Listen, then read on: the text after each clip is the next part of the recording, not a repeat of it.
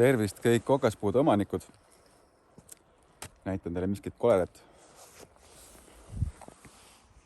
Siin alla sadanud lumi, mis on märg ja raske, on langenud siis nendele männiokstele siin ja kuna see alla sadanud lumi on raske, siis ja puit on miinuskraadide tõttu oluliselt rabedam, siis võib see sulalumi puu välimuse sootuks ära rikkuda.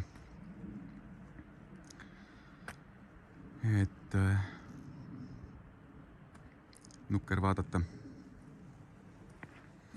Eelnevad aastad sellist lund ei ole olnud, siis nüüd on see täna probleem käes. Eelkõige peaks üle vaatama, siis kui on äsja maha sadanud lumi, siis võimaluse korral raputada need aias olevad puud, eelkõige siis okaspuud, vormipuud, lumest puhtaks.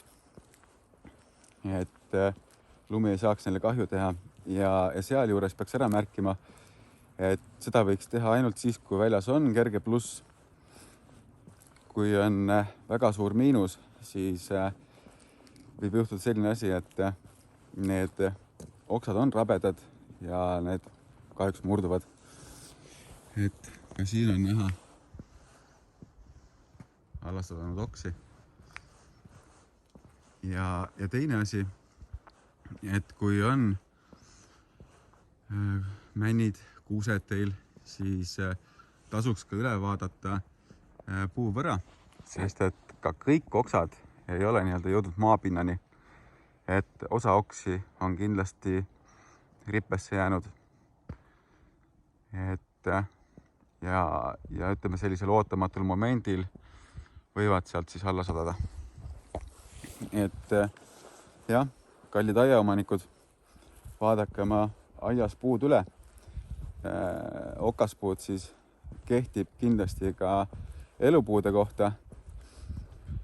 Siin on näha tee kohal ka rippes oksi. Et tuleks siis lasta arboristil need ohutult alla tuua. Kahjuks jah, mänd on selline puu, mis üsnagi habras ja tulemus on näha siin. Et helistage, kui teil on taoline mure.